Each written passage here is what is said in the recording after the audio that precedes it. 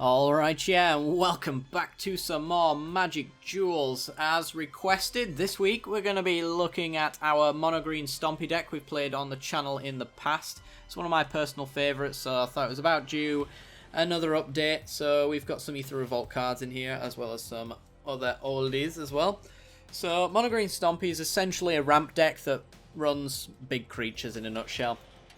So we're really wanting to ramp into things like Orinary Hydra, which can be quite massive, Orinary Hydra that uses landfall to get very big as well, and then all the way up to things like Ulamog the Ceaseless Hunger as well, which is not too hard to get to. So we use ramp spells along the way as well, explosive vegetation, that kind of thing. So let's go to the beginning of the deck, shall we? We are running mono green, so we have a lot of forests in here. The only lands that we don't have that are not forests, or the only lands that we do have, sorry, that are not forests are Rogue's Passages to make our big creatures unblockable. So we're using Primal Bellow in this deck. It is a 1 green mana instant speed card that says target creature gets +1/+1 until the end of the turn for each forest you control. So we can get about a +6/+6 out of this. Pretty much when the first creature comes out towards the end of the game, it might be a +10 to +13, that kind of thing. So we can really push through a lot of damage, and if we've got a trampling creature, then it's likely going to be the game just resolving one of these onto a creature if they don't have an answer for it. So that's why we're running 2 copies in here. Maybe run 3 in there, but for the most part, these are literally in here for the kill, so you don't want to see them too much. You want to see big creatures like Sylvan Advocate, which can become a big creature. So for 1 and a green, we have a 2/3 Vigilant Elf Druid, and it says as long as you control 6 or more lands, Sylvan Advocate and land creatures you control get +2/+2. So once we get to our ramping levels, then these guys become good. They are good on turn 2, and they are even better when we've got more lands. We also do have a little bit of a synergy with the land creatures, because we do run Nyssa Vital Force, and her +1 is to make a 5/5 elemental creature out of one of your lands. So that'll actually be a 7/7 if you've got a Sylvan Advocate out, and a 9/9 if you've got both of them. So there's a tiny little bit of synergies with the deck, but for most part it's just a really good value green creature on curve essentially, so that's why we're running it. Next we got Dustwatch Recruiter, so for 1 and a green we got a 2/2 Human Warrior Werewolf. It has pay 2 and a green to look at the top 3 cards of your library. You may reveal a creature card from among them and put it into your hand, and put the rest on the bottom in any order. So we get to cycle through our deck and try find our big creatures, because we're going to be ramping a lot, thinning our deck out of lands. So for the most part, the only thing that's going to be in our deck but towards the end of the game is going to be creatures and more ramp spells essentially, because we've got more ramp spells than we do lands to grab essentially, which is not a bad thing. It just means that towards the end, our ramp spells are going to be a bit dead, but we've got thousands of lands on play, so, you know, you can't argue with that. Anyway, it also has at the beginning of each upkeep, if no spells were cast last turn, you get to transform Dustwatch Recruiter. I apologise if I slow my words, guys, I'm very tired. We've got Coronal Horde Howler, so once it flips into this guy, we get to have creature spells cost 1 less to cast, which means our big creatures can come down a turn early. Things like our Green Warden can come down for 5 mana, that kind of thing. So really awesome if we can get that to flip, and if our opponent casts 2 spells, then it transforms. It can kind of force our opponent into a different play that they might not necessarily want to do. For example, if we've got a Dustwatch Recruiter out, they kind of have to play a spell unless they don't care that we're going to flip the creature over. So it kind of forces your opponent's hand, and then when it's on this side, they've got to cast 2 to get it back to its old state. Next we've got Druid of the Cowl, so for 1 and a green we've got an Elf Druid, a 1/3, and it has the ability to add 1 green mana to your mana pool. So the only reason we're running this is because it allows us to ramp into more ramp. So we play this guy on turn 2, and then on turn 3 we play a land. We've got 3 lands plus the Druid to make 4. 4 gets us into an explosive vegetation, 4 takes us to 6, 6 takes us to absolutely any of our big creatures, and we just go from there. So having the Druid right in this slot here, if you can hit it on right at the very beginning of the game, is pretty sweet. It's also extra mana, and it's a decent blocker as well in a 1/3, which is pretty sweet. Next we've got Nature's Way. This is pretty much our removal in the deck. We want to be ramping out big creatures and forcing them to block for the most part, so we don't run too much removal, but Nature's Way is one of the ways that we kill our opponent's creatures. We usually have a big creature on the board, so this is going to be able to do it for us, and it also gives us a lot of bonuses as well. So for 1 and a green, a sorcery speed says target creature you control gains vigilance and trample until the end of the turn, and then it deals damage equal to its power to target creature you don't control. So essentially our creatures 9 times out of 10 are going to be bigger than their creatures, which means this is a 2-mana removal spell just so long as we've got a creature on the board for the most part, and then we can also even get in and still be able to block the next turn as well, thanks to the vigilance, and the trample also makes blocking a little less incentivized for our opponent. Next we've got Nyssa Seage, so for 2 and a green, a 2/2 legendary creature elf.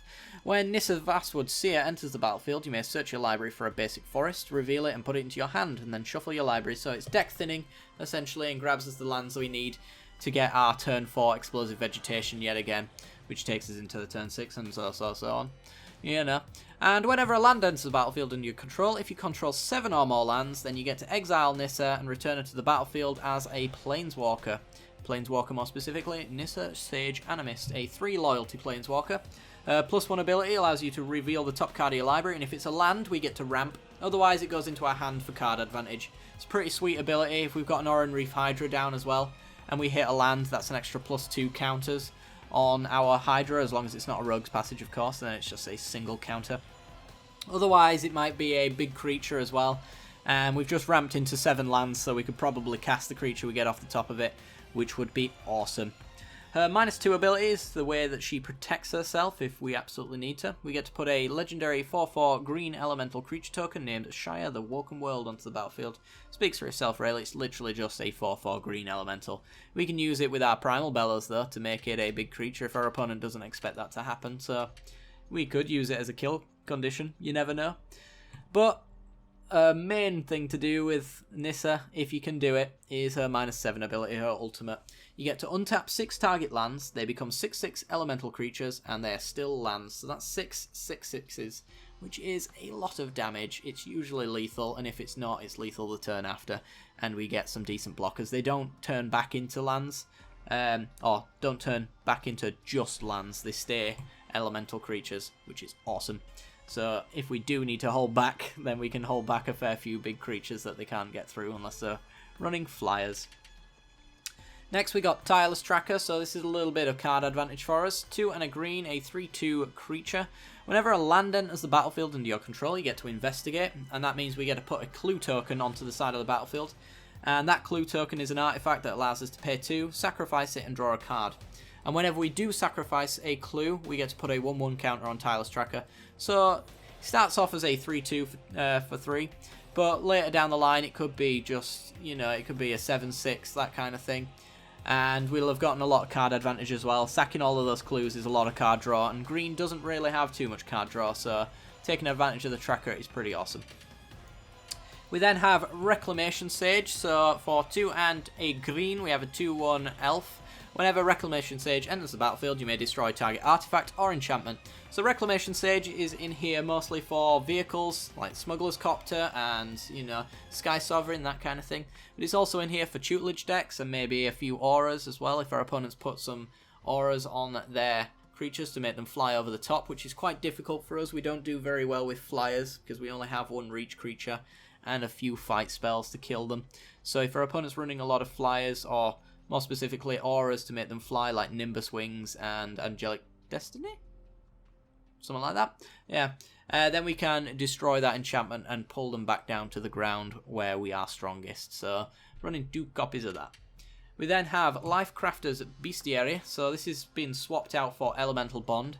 A 3-mana artifact that says at the beginning of your upkeep you get to scry 1. So after turn 3 we get to know what's on top of our library every single turn, and if we don't like it we get to put it to the bottom, which is pretty sweet. And whenever we cast a creature spell, which is essentially what this deck does constantly, we get to pay 1 green, and if we do we get to draw a card. So every single creature becomes a cantrip if you want to pay 1 extra, which is awesome. So we're running all copies of that. We then have Pulsa Maratha. There's a little bit of life gain, because if you are ramping, you probably don't do very well against aggro unless you have a little bit of life gain, like Pulsa Maratha. So for 2 and a green, instant speed, we get to return a target creature or land card from our graveyard to its owner's hand, and we gain 6 life. So we can bounce back our big creatures if they've removed them with hardcasting removal, that kind of thing. We can gain 6 life against an aggressive deck as well, which might be enough to turn the game around in our favour, because we can usually get an instant kill just off one creature alone. So if we can set that up by delaying our opponent and gaining life, then we can maybe pull out a decent win that way as well. But mainly, Pulsa Maratha is here to deal with aggro, here to get back our creatures against control decks, that kind of thing, and just really annoy our opponent.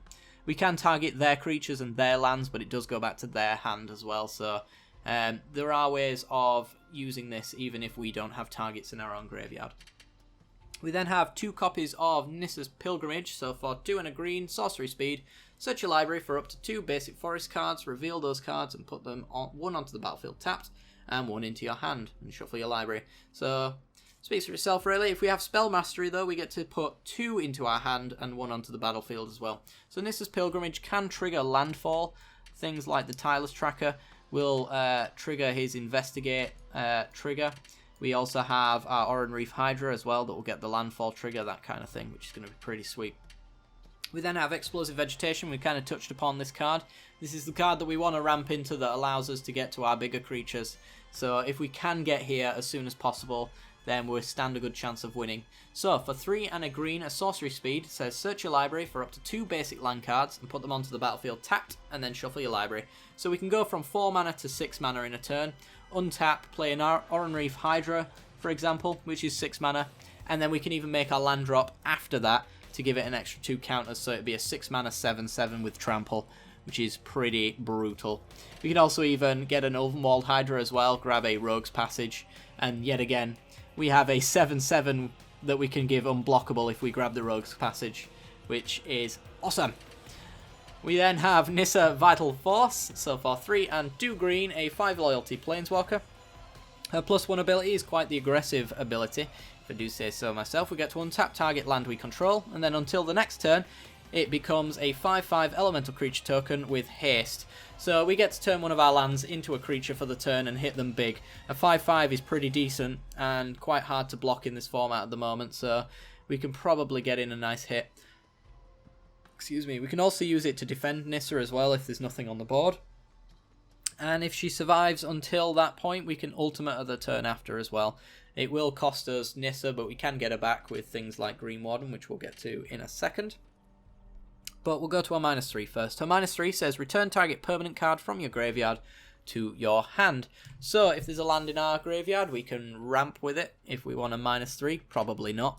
But for the most part, we want to get things like our artifacts back in play. We want to get our creatures. If we've used Reclamation Sage once already and we need to use it again, maybe we suicide it into our opponent, get it killed, bring it back with Nyssa and cast it again, if we're playing like tutelage, that kind of thing.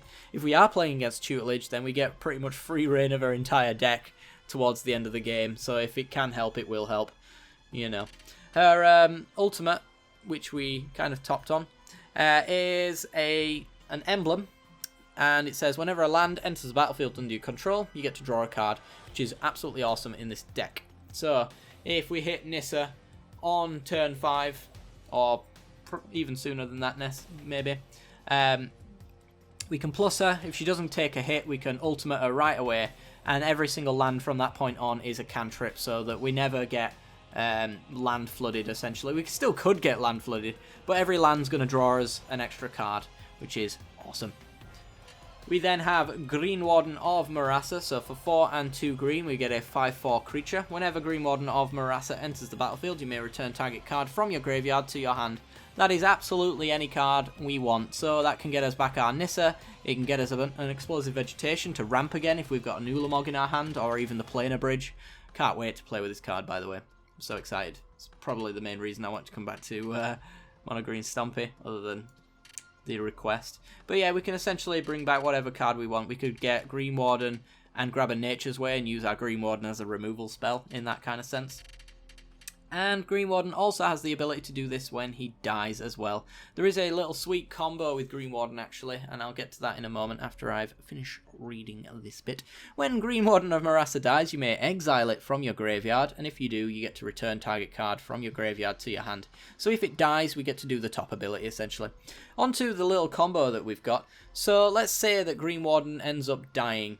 Well, we probably want to Pulsa Maratha him back, right? So we Pulsa Maratha back the Green Warden, we gain 6 life. Green Warden comes back to our hand. We play Green Warden, we get back Pulsa Maratha. So every single time Green Warden dies, we gain 6 life, in a nutshell. Which is a really, really horrible tilt for an aggro deck to watch us keep gaining all of this life as well. So yet again, we could Suicide Green Warden into our opponent, force them to block, maybe kill it, and then we just Green Warden it back for an excuse to... Pulse it back, sorry, for an excuse to gain some more life. This is pretty sweet. We then have Orinary Hydra. So for 4 and 2 green, lines right up with our Explosive Vegetation plan. We get a reaching XX creature. And Orinary Hydra's power and toughness are equal to the number of lands you control. We are a ramp deck, so this is going to be a big creature. And when it enters the battlefield, you may search your library for a land card, put it onto the battlefield tapped, and shuffle your library. Most of the time, when we've ramped from our Explosive Vegetation into our Orinary Hydra, it's going to be a 6-6, it grabs a land to become a 7-7. What we really want to grab is Rogue's Passage. Rogue's Passage allows us to make creatures unblockable. So you can really consider Orinary Hydra to have a little bit of text at the bottom that says pay 4, this creature's unblockable, which can be a lot of fun. Next we've got Orinary Hydra. This guy can get out of hand pretty quickly in the right circumstances. So for 4 and 2 green we get a 5-5 trampling creature. And it has landfall, which says that whenever a land enters the battlefield under your control, you get to put a counter on Orinary Hydra. However, if that land is a forest, you get to put 2 1/1 counters on the Hydra instead. So we're playing mono green Stompy, so 9 times out of 10. Or in this case, 22 times out of 24. Yeah. It's going to be a forest. So, you know, we can get a pretty decent bit of value out of the Orinary Hydra there as well. And yet again, we can make this unblockable. It also has trample as well, so when it gets out of hand, it's going to be pushing through our opponent's creatures. So no matter how many chump blockers they've got, their Thopters aren't going to be enough, that kind of thing. We're still going to push through damage, and we could even end up using Primal Bellow to finish our opponent off that way as well. So, after that, we've got Planar Bridge. So this is an exciting card for me, and we kind of have the mana set up for it as well. So Planar Bridge for 6 mana, which we can get there quite easily with our Explosive Vegetation. Did I mention that earlier? We get a legendary artifact that says tap 8 and tap this artifact. You get to search your library for a permanent card, put it onto the battlefield, and shuffle your library. So essentially, if we can get Planar Bridge down on after the Explosive Vegetation, the turn after we could maybe ramp, and then the turn after that we can every single turn get a big fatty creature out of our deck. First things first, it's going to be Ulamog, and then it might be Gaia's Revenge if we're against control decks, but most of the time it might be Orinary Hydra or even an Orinary Hydra, so that we can get more lands and do this more often perhaps. So I'm very much looking forward to playing around with Planar Bridge. Hopefully we get to see it work in action. We then have Nyssa's Renewal, so for 5 and a green, sorcery speed, this is another ramp spell for us. We get to search our library for up to 3 basic land cards and put them onto the battlefield tapped. We then search our library and gain 7 life. So, Explosive Vegetation takes us up to 6 mana. The next turn we play our land. We've got 6 mana plus another green. We search our library for 3 more lands. We're getting pretty close to Ulamog the next turn after that, so that's our nice little curve right there, which is awesome. Oops. Come back. I want you here. So the 7 life gain as well is pretty sweet. The landfall could be for the Orinary Hydra as well. That is 6 counters on the Orinary Hydra. And, you know, that kind of thing. It's 3 counters for the Tireless Tracker. It's very good. It's very nice. Moving on, we've got Gaia's Revenge. So for 5 and 2 green, 7 total, we have an 8/5 creature with haste that cannot be countered. So this is the perfect creature card for us against control matchups, because it's very hard to deal with. Gaia's Revenge cannot be the target of non-green spells or abilities from non-green sources. So the only way you're going to get rid of this is either through sacrifice effects, by making us sacrifice attacking creatures, or maybe just sack a creature with Fleshbag or Oath of Liliana, that kind of thing.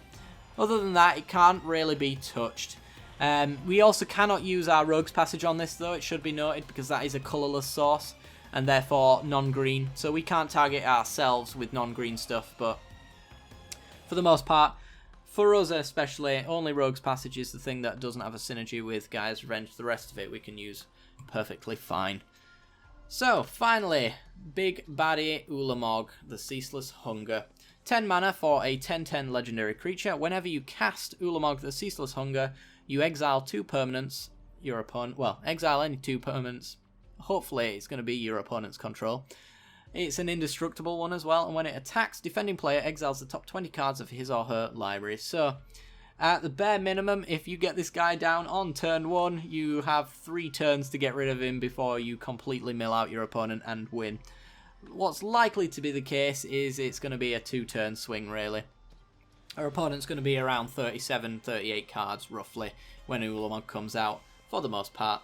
So, yeah, this is pretty much the biggest threat that you can get out of in Magic Duels as well.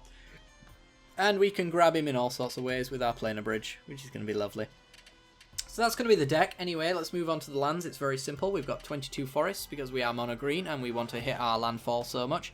We don't really want colourless sources too much because Orinary Hydra suffers for every non-green source you end up putting into your deck. So we don't want to play around with that too much. However, we do have Rogue's Passage, adds a colourless mana and has pay 4, target creature cannot be blocked this turn. So that's there for our Orinary Hydra that is now massive and trampling. Ovenwald Hydra can also grab it, so it makes it unblockable. And we can even make our Ulamog unblockable as well to make sure that that is a turn 2 clock, a 2-turn clock. Anyway, guys, that's going to do it for the deck. If you did enjoy the look of the deck, then be sure to check out the matches that should be following shortly after. It might be a bit late, I'm not quite sure. I'm a bit strapped on time and very tired, so we're going to see if I can get it out for you. I realise that I've been a little bit slow on uploads recently, and I do apologise for that, but hopefully we're going to get back on track once a lot of the stuff around life and recording is sorted. Anyway, guys, be sure to like, subscribe, and hit the little bell icon next to the subscription button to be notified when I release new videos. And as always, I hope you enjoyed the video, and I'll see you next time. Bye-bye.